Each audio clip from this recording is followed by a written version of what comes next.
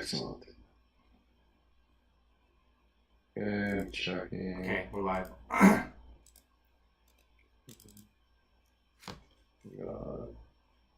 Yeah, we're live. Okay, should you do the intro or should I? You do the intro. Go for it. Hello, everyone, and welcome to another exciting episode of Courtcast. I'm your host, Mikey. And this is Sahil. Welcome, everybody, to a brand new, exciting episode of Courtcast. A few logistical things before we get started. If you haven't already, do join our Discord channel. And if you're watching on YouTube, where we do this every Tuesday at 5 p.m. Pacific, 8 p.m. Eastern, ask us questions during the episode and we'll get to them. So today is a bit of a experimental episode. This is very rare, in which we'll actually be swapping places. So I'll actually be doing a lot of the talking, and Mikey will be the one asking me questions. So Mikey, let's roll reverse now. So okay, sure. Go for it. Should we just give a little bit of a background on what the topic is? Yeah, absolutely. Okay. No, yeah, definitely. So this originates with a physicist named Max Tegmark, who proposed this very interesting hypothesis that physics, typically when we learn physics, we learn that it's described by math. We use mathematical symbols and equations in order to describe how things will move or certain properties of particles and whatnot. But this is taking it one step further and saying not only is it described by math, but it is math. And we want to distill what that means as we proceed forward. Anything else you want to add to that, Mike? Yeah, I just want to maybe just give a little bit of background on Max Tegmark. So Max Tegmark is, I don't know if he's emeritus, but he's one of the higher professors at MIT. He is the project director or project lead of the Sloan Digital Sky Survey, which basically attempts to make just the most detailed map of the universe in terms of the locations of galaxies and stars in the universe. So he's basically the curator for that entire map. So he's a very well-respected observational cosmologist, but he also happens to be a very talented mathematical physicist. And he's kind of been like, I guess this was maybe 10 or 15 years ago, where he got really into this idea that he calls the mathematical universe. And I think it's important to note that, because a lot of people don't appreciate the role, the fundamental role that mathematics plays in physics, right? And a lot of people don't realize that, before you build a house, you have to build the house in mathematics first. Otherwise, you don't know if it's going to be structurally stable. You don't know if it's going to collapse if you put a cinder block on the roof. Before you build a car, you have to build a car in mathematics. Otherwise, you don't know if it's going to run properly, or you don't know, everything is built in mathematics before you build it in the real world. And it's kind of funny that when you build something in mathematics first, and then you build it in the real world, you see that there is an exact connection between the two. Things work out almost exactly how you would expect them to. And the famous physicist Eugene Wigner famously referred to this as the unreasonable effectiveness of mathematics in describing our universe. Because it's kind of unreasonable that our universe follows these rules of mathematics so closely, and we can use mathematics to predict exactly how and when things will happen.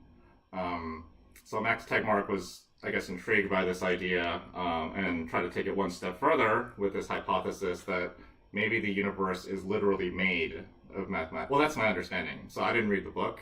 I skimmed the paper a little bit.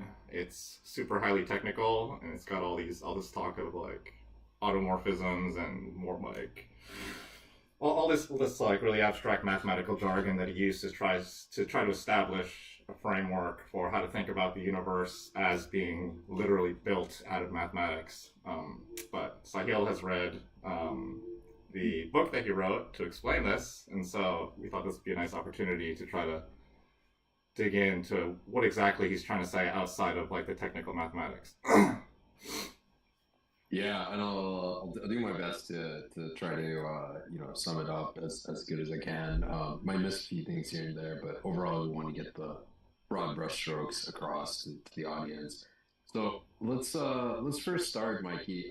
Maybe it might be helpful if you were to describe inflation like what inflation is. I mean, we've talked about it a number of times in many different episodes, but in case we have new listeners, maybe one or two paragraph of what inflation is. Yeah, okay, yeah. So inflation is an idea for how the universe started. It's essentially a model for how the Big Bang occurred.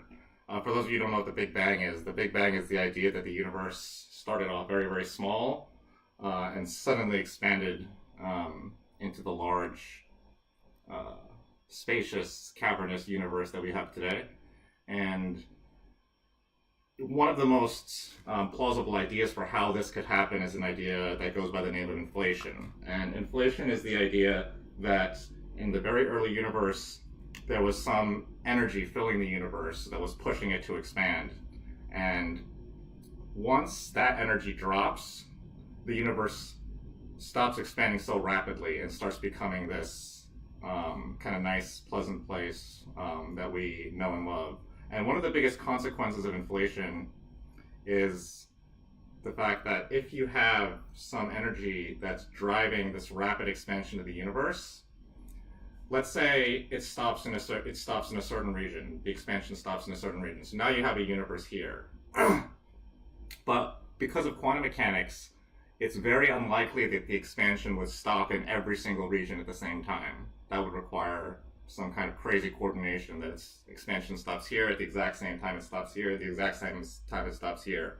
So if you combine the idea of inflation with quantum mechanics, you have this picture where you have this expanding space, and the expansion stops in a certain region that creates one universe. Sometime later, the expansion stops in another place and it creates another universe.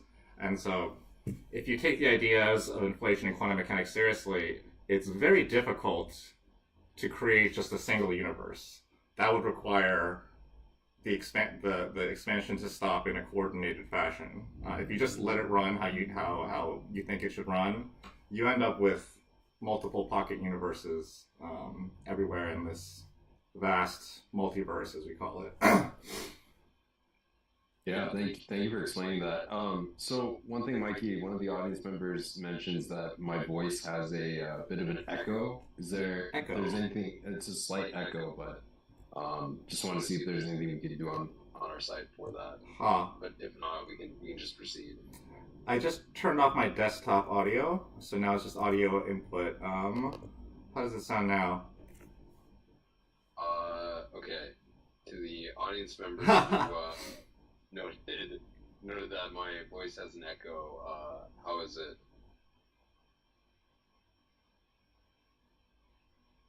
Okay, so I'm assuming it's better. Okay, I'll see if the audience says anything, but we can proceed forward. Okay. So now, why did I mention inflation? Like, why bring up inflation? This seems like, kind of a tangential point, but mostly I brought up inflation to describe concept of different types of multiverses, and we'll go through each of the levels. There's level 1 multiverse all the way up to a level 4 multiverse, and inflation kind of sets the stage of kind of the beginning of this description. So in order to understand what the mathematical universe hypothesis is, we need to cover each of these levels.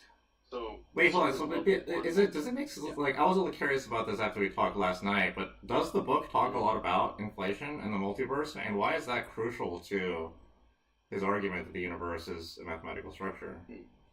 Yeah, absolutely. So I'll answer that second question in a little bit, but I want to first tie into the relationship. Like, how does inflation, at least based on his arguments, tie into the concept of multiverse?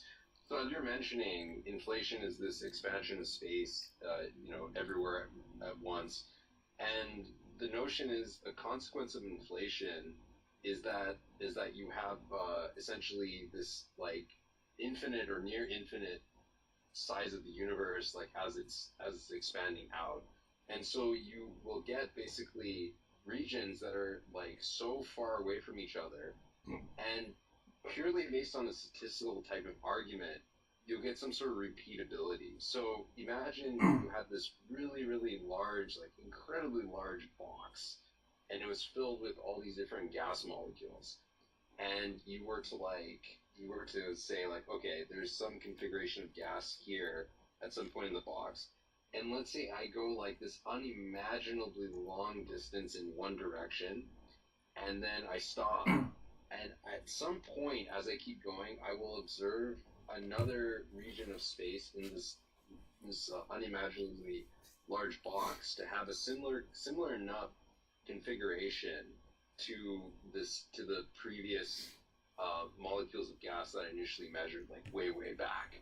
And so I don't know the exact order of magnitude, but it's like 10 to the maybe 120 light years or something, just really just completely ridiculous in terms of distance scale.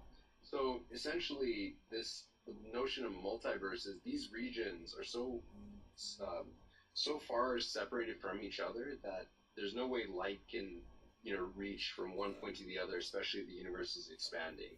So these are causally disconnected, meaning that one region cannot influence the other region. And so because they're causally disconnected, you could consider them as if they are separate universes. But they have similar laws of physics, meaning that speed of light is the same, gravitational constant is the same, all the constants of the universe are essentially the same type, yeah, similar equations of are also the same. And it's just that like maybe the initial conditions or configuration of that universe is slightly different. So, you know, for example, to make it more realistic, there could be another planet Earth that's in that other well separated pocket of the universe, and we could be doing this podcast right now, and it could be such that I might be saying the same sentence, but one word might be switched. That's kind of a toy example of what I'm referring to. Yeah, but that doesn't rely on like. So this goes back to like the old idea of just like an infinitely large universe, right? When people used to imagine like, what if the universe is infinitely large? Then if you travel in one direction for an infinite amount of time, you're gonna see the same thing. Where like I'm gonna pass by here, I'm gonna see Sahil. Infinity amount of time later, I at some point in this infinite amount of time, I have to run into another Sahil, right? Like just because of the nature of infinity, that all possibilities have to present themselves.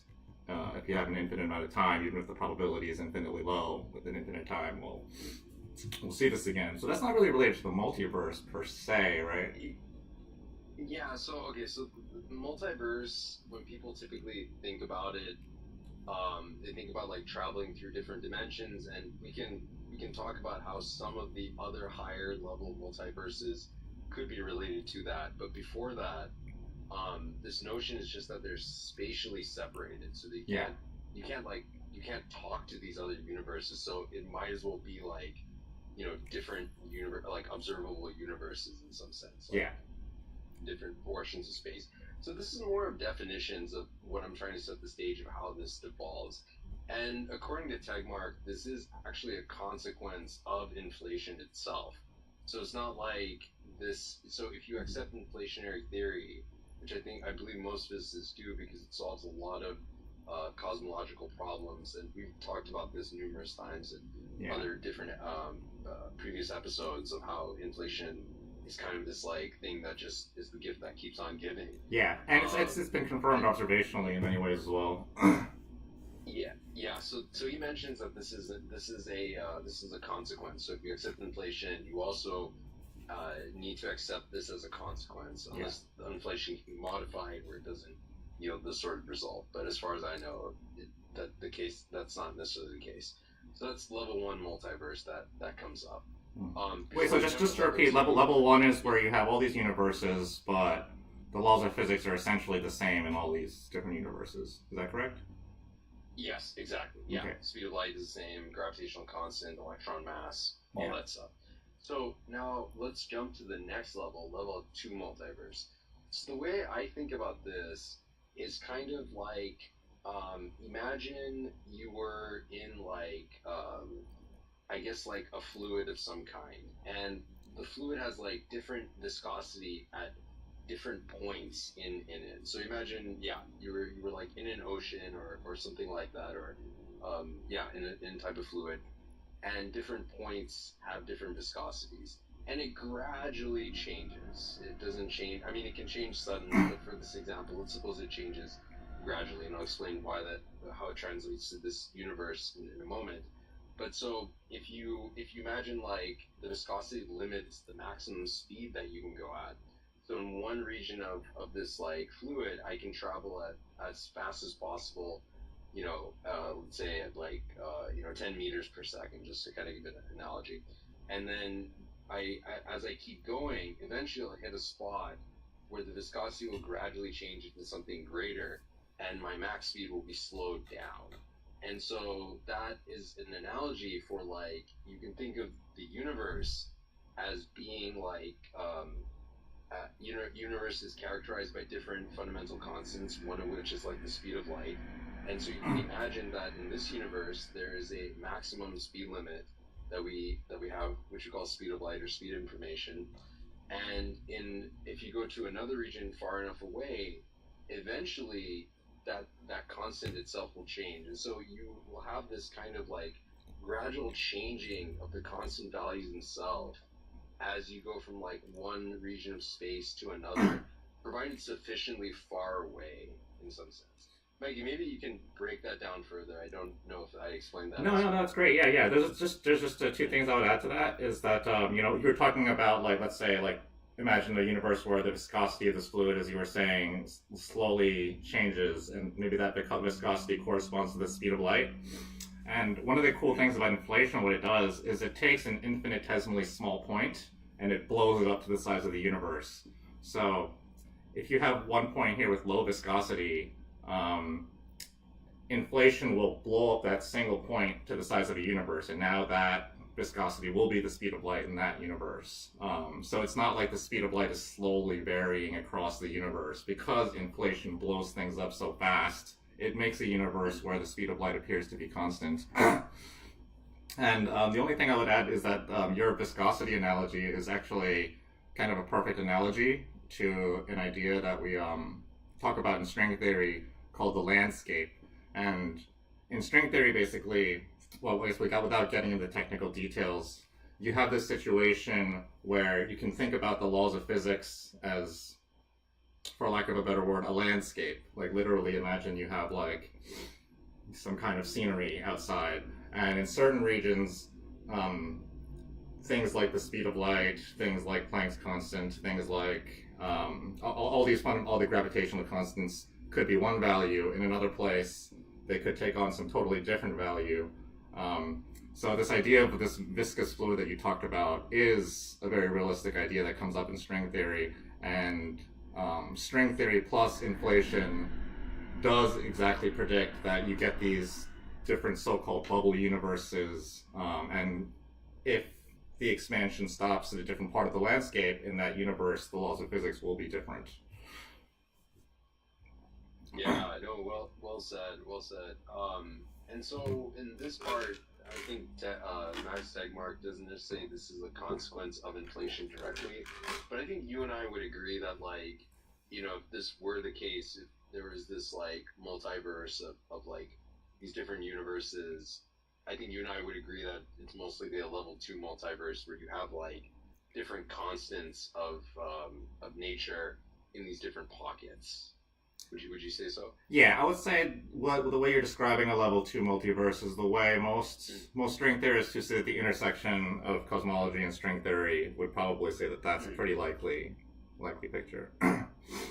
Yeah, there's also a lot of analogies to material science. I mean, we can think of it as if we're like we ourselves are in a substrate, and I mean it's not like a actual like substrate that you can necessarily like see in like a material, but you could think of space time itself as if it's like in a substrate, and you have all these constants that depend on the nature of the substrate, and it changes from like gradually from like one thing to another. I mean, not at the you mentioned that like, oh, it takes in inflation takes an infinitesimal point and blows it up to the size of the universe. So even a larger scale than that when I say gradually. Hmm. Yeah. So okay, so that covers level two multiverse.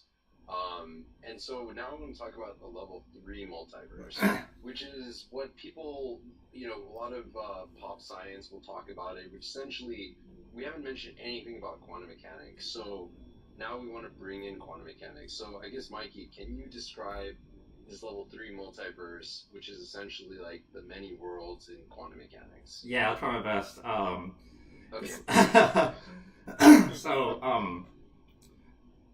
I guess for those of you that don't know about quantum mechanics, I guess so in classical physics, it kind of conforms to our everyday picture of how things work. Like I throw a ball, it goes from point A to point B. Sahil catches the ball. Um, but in quantum mechanics, this picture is sort of expanded, where what actually ends up happening, what we actually end up observing, is actually the sum of all the possibilities of things that could happen. So there's one possibility where I throw the ball with a large arc. There's a possibility where I throw the ball with a straight arc. There's a possibility where Sahil catches the ball. There's a possibility where Sahil drops the ball. And in quantum mechanics, when you calculate what's going to happen, you have to consider every single one of these possibilities and average them out. And the average will be what you observe. So, in the vast number of cases for everyday life, these two theories, quantum mechanics, the one where you average the possibilities and the one where you just assume that there's one possibility, usually they give the same results. But there's a lot of cases, especially when you get down to like the behavior of microscopic particles, where you actually see this probabilistic behavior manifesting itself. You can have situations where particles can magically tunnel through walls or barriers that they shouldn't be able to tunnel through classically, because there is some infinitesimally small possibility that will happen. And once you get to very small length scales, you actually start to see those possibilities start manifesting themselves. So just to recap, quantum mechanics is the idea that what we observe is actually an average of all the different possibilities of things that could occur, even things that seem like they would be disallowed by the laws of physics. And people since the 50s have thought it was very interesting that the universe kind of considers every single possibility and then kind of makes a decision, or not a decision, takes the average of that and manifests the average of those possibilities. So people started getting this idea, well, hey, maybe all of these other possibilities actually exist in some physically real way. So maybe every time I throw a ball, maybe a universe gets created where I throw the ball in a lob kind of arc, and then maybe the universe splits off into another universe where I throw it straight, and maybe the universe splits off into another universe where Sahil catches it, and it splits off into another universe where Sahil drops it. Maybe all of these possibilities exist as separate physically real universes. There's obviously no experimental evidence for this. I've always kind of felt a little bit weird about the idea. It just kind of like, it was kind of always felt to me like physicists were like, well, all these possibilities are here, so maybe they're real. Never really heard any strong argument beyond that. Although I know that Sean Carroll is very passionate about this, and whenever he talks about it, he kind of convinces me that this could be true, but then I always forget his argument and go back to being skeptical. Yeah, I'm right there with you. I'm also a bit skeptical, and I know our co-host as well, who's unable to join us, is also skeptical as well. Yeah. But how Yeah, does that play into this mathematical universe thing? That's a very different kind of multiverse. It's like the other multiverse ideas are like very physically motivated. They are things that could potentially be experimentally testable. This is a whole different can of worms, isn't it? Yeah, no, it's a fair point, and the reason I bring it up is is that I think this will be answered once we describe what the level four multiverse, which is a mouthful to say what it is, but I want to just first kind of define this progression of levels. I know level two and level three seem disconnected to each other, but once we talk about level four, it'll all kind of bring it together. in Ah, that sense. So I want to, a little bit tease for a little bit longer, just hold off a little okay. bit longer, and then we'll get to it. So just to add to what you're saying is, I believe the term of like when the universe splits into like these different realized possibilities is called branching. And I think it was founded. I think this idea was proposed by this physicist named Everett. So it's called Everett Many World Interpretation. And yeah, and essentially it keeps all possibilities are preserved, but there are these like very essentially disconnected universes where if I catch the ball, I can't interact with the self that didn't catch the ball. So it's in that sense, as you were saying, like every possibility is realized, and you just have this like branching that happens, and then there are further questions of like when does the universe actually branch, and it becomes very messy once you get into the details, but we don't need to dig that far into it at the moment. Hmm. So, anything you want to add, Mikey, before I jump to level four and we can finally answer your questions? But how is this all connected to No, like no, the universe? because like we discussed it up to level 3 yesterday, so I'm curious about level 4. Okay, so level four is as far as he goes in his description, and what essentially is like it's a multiverse of all possible universes of every type of, I'm going to say it as a mouthful, every type of computable mathematical structure. And so let's unpack what that means first of all. So when you first learned about like say classical mechanics, and you learned about gravity, for instance, you learned about the 1/r² law, and you learned about other like the motion of a spring, which was like the force is proportional to the distance and whatnot. And so there are these different that's what I call a mathematical structure. It's essentially these like set of equations that have a uh, particular type of symmetry or like or overall like theme that they fit in, for lack of better words. So I guess Mikey, can you like I guess describe some examples without bringing in general relativity of how like geometry comes into physics, like what the intimate connection is between geometry and physics? Um, Interesting. Well, I would say physics is geometry. Okay.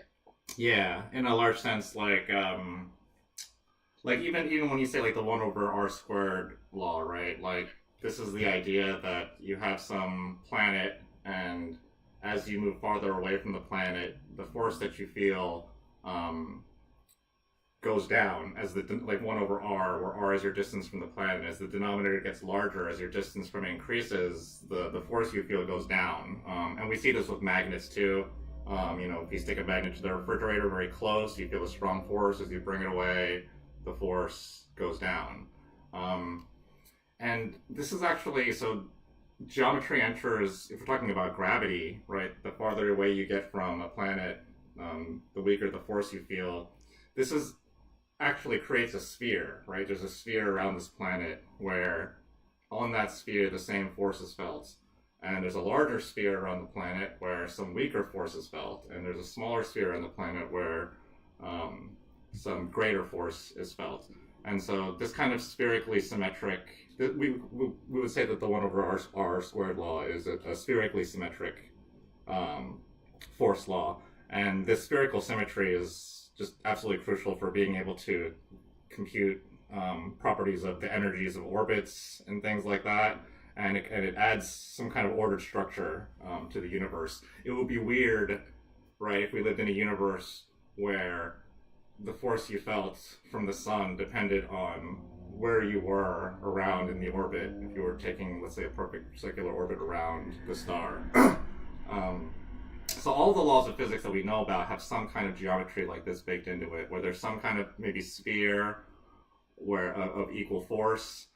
Um, and then, I guess so the favorite example is that if you look at like the properties of particles, like their charges, their spins, and things like that, if you actually like plot them, they create these intricate snowflake-looking geometric patterns. So Yeah, geometry is. I mean, those are just two examples. I guess like the simplest example and the most complicated example of how geometry is baked into physics. But like, yeah, the kinds of particles that we've discovered and observed, if we look at their properties, they all fit into a very symmetric geometrical pattern. And so that's how geometry kind of gives rise to the structure of physical laws. Yeah, I wanted to challenge you because with not mentioning general relativity because Yeah. there's a very like intimate connection between gravity and geometry, but I wanted to give the audience like other ways in which geometry plays a crucial role in physics.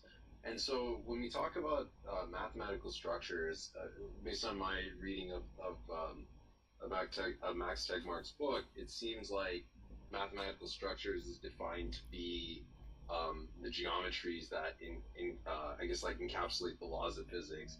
That's given, as Mikey was saying, by symmetries and different things called groups, but we won't necessarily need to get into that. But overall, what you need to know is that just has to do with like at broad brush strokes, like the symmetries present in the physical laws we've discovered, and as Mikey was also mentioning, the types of particles the fundamental particles that we found so far fit into this nice kind of like mathematical structure. Yeah, it creates So patterns. that's Basically, geometry creates patterns, and physical laws always obey these certain patterns, and that's in large part what makes them comprehensible. yes, yeah. So I don't think I could say any better myself. So that's what we mean by mathematical structure. Now the next word I had said, or maybe the word before, was computable. And what does computable mean? So computable is referring to what you typically think as a computer. You give it a set of instructions, it executes what's known as an algorithm, and then the algorithm outputs a value, list of values, or some type of output. And essentially, what it is you give it an input, goes through steps, and then computes an output. And this is instructions that can be specifically understood by a computer. So there are certain functions out there, or certain processes out there, or certain problems that can be mathematically stated, which may not be tractable for a computer to solve. And without getting too much, such problems are known as like the halting problem and other things. Don't want to spend too much time on that because that could be a whole nother podcast episode. So it's not that every mathematical problem that's stated can be solved by a computer. So the ones that can be are thought of as the process in which you're solving it can be thought of as like a computable function sort of solves these problems. So to give an more down to earth example, you could think of the number pi. So people typically state the digits of like 3.1459. I might be butchering the digits. Okay, so all I know is 3.14, and then it goes infinitely on. Instead of thinking of that as a number, you could think of it as a computable function in which it gives the machine a certain set of instructions of like, okay, step one, add, multiply, divide, subtract these numbers. Step two, do the similar operations to these new set of numbers and add the results to the current set and just keep iterating. And then you produce more and more digits. And you have a certain limit to what, how far you can go with this. You can't get anything of infinite precision. So in some sense, what you're essentially capturing is not the number itself, but the process of generating the number. And so this comes to, what does this have to do with physics? So with physics, whether you're talking about quantum mechanics or you're talking about classical mechanics or general relativity or anything like that, it's effectively defined, the theory is defined by a set of equations. And these equations are essentially computable. You can put them into a computer. And as long as you tell it what to do with these equations, it can produce results, that you can use to either validate with experiment. Essentially, you can think of it like you're giving a set of instructions to a computer. So all these, and Mikey, correct me if I'm, if I'm saying anything incorrect, but from what I know, from what I've studied, every one of these laws that is in physics is computable, meaning you can give it to a computer and it can like compute these various things. Is that fair to say, or is there things that are not computable? I think that's fair. I mean, if something's not computable, I wouldn't think it would be in the realm of. That's an interesting question. I don't think. like you mentioned, like I don't think any of these like pathological examples you mentioned, like the halting problem, like I don't know, can that be rephrased as a physics problem? I'm not that familiar with it, but Y- I mean, I can tell you that Yeah. like uh, the goal of physics is to try to predict the evolution of objects within the universe, as you know, in the simple sense of like a particle moves from point A to point B, where is that point B going to end up? Every single one of those questions that we can ask is certainly computable, and I would say that's kind of the realm of what physics is. These computationally tractable questions of where will this object be 10 years in the future or something like that. Mhm. Yeah, that's that. Yeah, so actually, that's a good analogy. I'll state one small edge case in a moment with respect to computability. But as you're mentioning, like predicting where something is going to be as you like march through time, and so in classical mechanics, you have basically F equals ma, and that tells you how a system evolves with time, given a particle and like forces acting on it. Where is it going to be the next time step? Put that in a computer and you simulate it for it. So simulation is an example of this, like telling a computer essentially like how to compute the next step. Quantum mechanically, it's similar in the sense of like you have instead of where the particles definitively, you have an object called a wave function, which essentially tells you the probability of like what state the particle's in. And you have certain equations in quantum mechanics. Most famous of all is Schrodinger's equation, which tells you how this wave function, how these possibilities or these probabilities of this particle or set of particles or system evolves with time. And so that itself is a computable function which you can give to a computer. Now there are certain edge cases in material science, one of which is called the band gap problem. Details don't really matter too much, which they argue that it's like not computable to solve this. But I think mostly we're going to restrict our discussion to fundamental physics. So as far as what I know with fundamental physics, it doesn't seem like there's anything that is not computable. So yeah. So and I think if I remember correctly, Tegmark goes along the lines of stating that like anything that's realizable in nature is computable. If you were to really, kind of lean very hard into this whole mathematical universe hypothesis. So essentially, now let's go to like possible universes of computable mathematical structures. What do we mean by that? Just kind of taking a few steps back to level four multiverse. What that essentially means is that in our universe we have a certain mathematical structure, and then in another universe, there is a different mathematical structure that describes the universe. And what does that essentially mean in terms of different mathematical structure? What that essentially means is that not only are like the constants of nature different, but the functions used to describe maybe like the 1 over r squared law could be 1 over r cubed, 1 over r 2.5, 1 over r to some number, whatever. Or in similarly for electromagnetism and all the other fundamental forces can behave very differently. And so you can think of that like there's this landscape of just all these different universes with all these different computable mathematical structures that are just various different kinds, kind of like nature or God or whatever you want to call it, has like produced just not only like all possibilities within our universe, based on level three multiverse, but like just all possible computable mathematical structures that can be realized. And going with the anthropomorphic argument, or I forget exactly the word how to say it, but we could argue that like we happen to be in a universe which has a mathematical structure that's conducive to produce life in order to ask this question like why do we live in a universe that has this mathematical structure which enables us to ask this question. So that in a nutshell is kind of like what it is. And essentially okay, so now you might ask, what is the whole point of like talking about these level four multiverse, this level three multiverse, and like this whole thing? It seems like I made the situation even more complicated. So the way he sums up his argument in the book of why he mentions this is you can think of that like as physicists, we ultimately believe the theory of nature is something that's like simple, even probably simpler than what we have. Would you agree with that, Mikey? Yeah, I think so. Yeah. I mean, Yeah, if something you're that's people who believe in grand unified theories believe that there is just one geometric shape that determines what the entire universe looks like.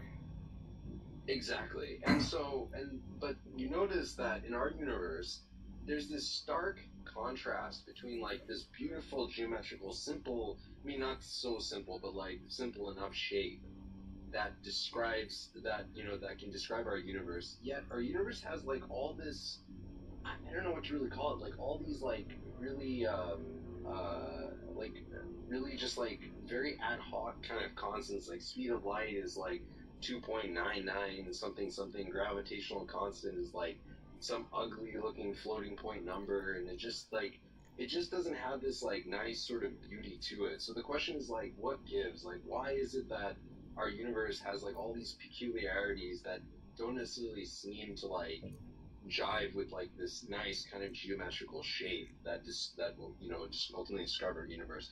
So what it is that like you could think of the set of all possible computable mathematical structures can belong to this nice kind of like geometrical or like this grand unified mathematical computational structure that's very simple. Yet what it produces is all these like things that are specific instances of it. And so the way to think about it, it gives a really nice example. I'll tell it here, which I really like. Was you can imagine if I gave you the number square root of 2, and it's like 1.414 something something. And if you took that number as a whole, it would just be this like what is this? Like, why is it that way? But if I told you it was the square root function, and that 2 square root of 2 in particular, you would be able to compress that number to something that's like more succinct in its description, Yeah. and it'd be easier to understand and be like, oh, that's really beautiful that it can be compactified in its description to like just this. Mm. And but the way you can think of our universe is just like if you were to take that string of like all these digits and look at a random part of it, and it's like 5, 9, 6, 7, 8, so on and so forth, and up to some amount, and look at that, you would need to have not only that function, but the address of like where to go in that function to find those digits, which would involve more information. Would be as compact, involve more information or describe that piece. And so ultimately, you can think of the constants in nature that we have and the mathematical structure that we're in as kind of like an address of where we are in this sea of like possible mathematical universes that are there. Mm. So, Mikey, I realize I've been rambling on for No, quite no. a while. Is there anything else you want to add or ask or anything like that? Yeah, level 4 doesn't sound too different from level 2 to me. Level 3 still seems like the odd man out there. Because even level 4, like, you could imagine that as just like a very complicated version of the landscape. And I do believe, yeah, I do believe that even in the string theory landscape, like the geometrical structures that can arise in different parts of the landscape, like for example, what gives rise to the character of different forces can will generically vary from region to region in different parts of the landscape, whether or not they produce things like 1 over r cubed laws or 1 over square root r law or some exotic things like that. I don't really know the answer to that question, but yeah, I guess in a sense his level 4 is an expansion of that when he's talking about all computational structures. And I guess I would distinguish between like computationally versus like simulatable, because I guess certainly there are questions you can ask in your mind that are uncomputable, like these examples that people have come up with. Like you can ask those questions in your mind, but that doesn't mean you can certainly simulate a universe that has beings that can ask uncomputable problems in their mind. So yeah, the collection of all simulatable mathematical structures, yeah, that seems like a pretty comprehensive list of all possibilities. Yeah. So okay, so now we've taken this long journey to arrive at like what is the universe, a mathematical universe hypothesis. And in a nutshell, it states that like that physics is math. It's not that it's described by math, but they're basically synonymous with each other. I mean, with the asterisks of computable mathematics, essentially. Yeah. And so, what does this mean? Like, I mean, now I've told you this very abstractly. What does this mean for like you and me? So when I see you, I don't see like a bunch of equations. You know, unless you tattoo a bunch of equations, but that's on yourself. But that's not essentially like what we're, what we're meaning in this context. Like, yeah. So I don't necessarily see you as like a mathematical structure. I see you as Mikey.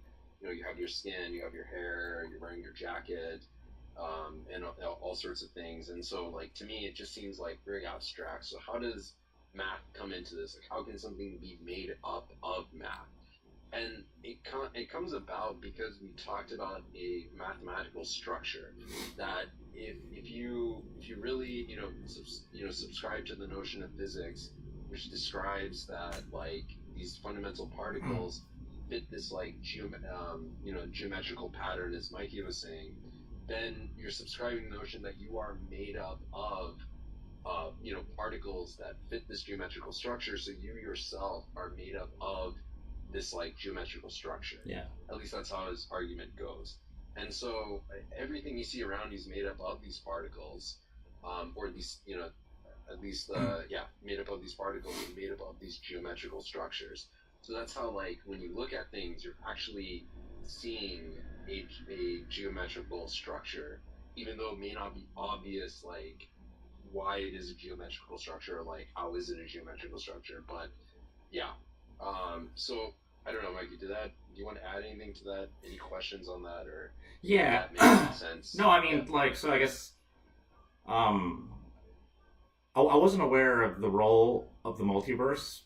Well, I wasn't aware initially the role the multiverse played when I first read the paper, but the first time I skimmed the paper, my first reaction was almost like, this is like, almost like tautological. This is like obviously true. Like, obviously we're made of mathematics. So, I guess my main question was like, is he saying anything that's not obvious? I don't. Like he wrote this paper almost like to be controversial, but I think from a particle physics perspective, it's almost like, yeah, duh, we're made of math. But is he saying with this level 4 multiverse that all computable mathematical structures do somehow exist in some physical reality somewhere in this multiverse?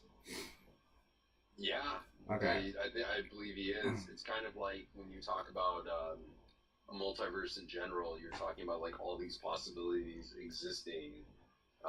You may not be able to like interact with them, but yeah, it's just that's just how it is.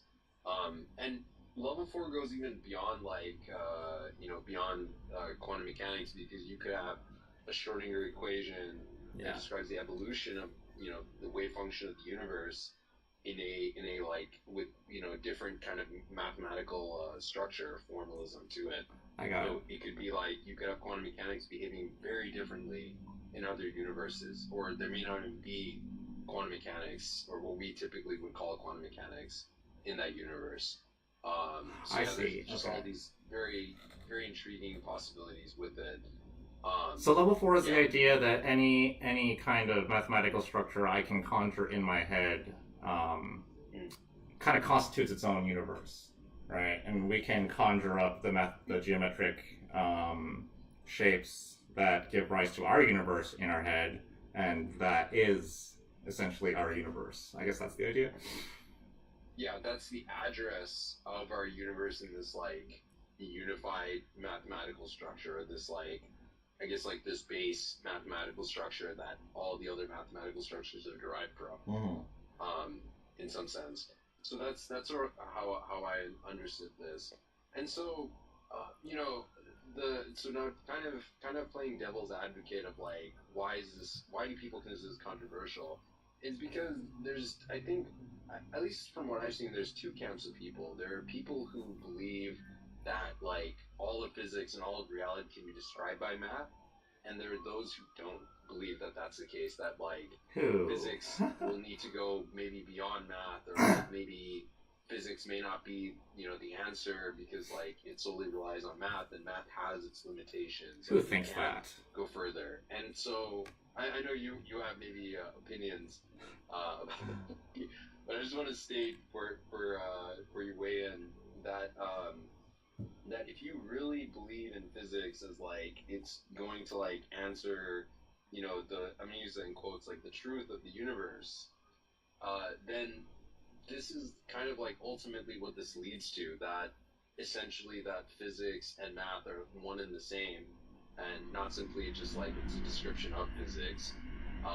So if you really believe that physics can describe the universe, I can't think of anything that you can do that's like that goes beyond math, or like that doesn't involve math. It seems like math is the only tool we have really, and so yeah, so it's like, yeah, if physics fails, then this hypothesis is will not be true. Yeah. But I think if physics continues to succeed, then it's very likely that this might actually just be the case. That's at least what I got. My conviction in this. I think anyone who thinks that there's anything to the universe beyond mathematics has never produced anything useful with this idea. I can guarantee that. Oh man, I feel like yeah, I feel like very strong opinion, but I can get behind that. So yeah, so I think like ultimately that's sort of the evolution of this, and where this all leads us to. So yeah, you can either choose to be in either camp, or you can choose to be agnostic and be like, I'll see what happens. Yeah, but don't be in the second camp. That's a bad camp to be in. Fair enough. Fair enough. So I realize we're almost at time, and usually I say that like regardless what time it is, but yeah, we're nearing the end of this episode. So I want to give us a chance to leave the audience any words of wisdom. Yeah, your turn. Your turn to impart. No, yeah, you go first, Mikey, on this one. Yeah. Okay. So I guess that's really cool. So that does clarify a lot, like what, because honestly I didn't get through the paper. I got like halfway through it, and then I was like, all these equations are boring. But it's cool to kind of get like a broad brush picture of what his intentions were with it. And yeah, I guess I feel similarly to what I did in the beginning, where like if you're a particle physicist, the idea that we are made of math is kind of obvious. But I guess what I took away from this is the idea that if you accept that we are made of math, then you accept the idea that math can be like a building block of a universe. If you can imagine it, it can exist, kind of thing. How that relates to actual physical reality, that's an existential question that I guess will probably take me another 30 or 40 years to settle an opinion about. But yeah, interesting food for thought. Yeah, I'm glad you enjoyed it. I actually wanted to talk about this for quite a while, because I found the idea to be very tantalizing, and very well thought out of how the book is written. Just for reference, this book is called Our Mathematical Universe, and it's written by Max Tegmark. Really very beautifully written book. He gives lots of examples in it, and describes the evolution of like, this thought process, and we've kind of tried to, condense it down into the length of this podcast episode. So, to that, I'll just add, like, I think before I used to fit into the camp of maybe that math can't describe all of physics, or maybe math can't describe the universe. But as I'm sort of like, hearing other thinkers talk about this subject, and, as we've been talking and seeing the progress of physics, I'm starting to change my tune a bit on that. I'm still, still not sure whether, what will be the end resolution of this hypothesis, because it's not really testable as far as I can tell, especially if level 3 multiverse is not testable. This probably will not be truly testable, in my opinion. So, and we're stuck to basically our universe. We can't talk to other universes, as far as I know, unless some really advanced technology comes up. So most likely in my lifetime, or maybe in anybody's lifetime, lots of generations down the road probably won't have this answer. This is more of a interesting philosophical musing that I very much enjoyed. And so I'll say, like, there's a lot of aspects in math that involve infinities, not necessarily the number infinity, but things to like infinite precision that really don't exist in nature. So, like, if you take any real number, you can't write the entire number down to infinite precision because there's not enough information or space in the universe to be able to like write all that down, or express that. And so you have to rely on like these functions that can essentially compute these numbers. And so it comes to this sense in which like nature has this really interesting way, and Mike, you've given lots of examples of it, of like how just sort of just telling us that like infinities or these like non-computable functions don't really exist. Like, I don't, as you're mentioning, I don't think the halting problem, and if any viewer knows anything about this and is on the Discord, feel free to correct us and like point any papers or anything like that. Happy to discuss that. But I don't think there's anything I've seen in particle physics where the halting problem or any of these like weird, mathematical quirks of like of just infinities and stuff have like come into like physics. Um, yeah, and so I tend to think that like nature has this interesting way of guarding against like infinities in terms of like the true theory of nature. And as our co-host Tim, who's not here at the moment, mentions that like anytime you find infinities in nature, it means something is wrong with your theory.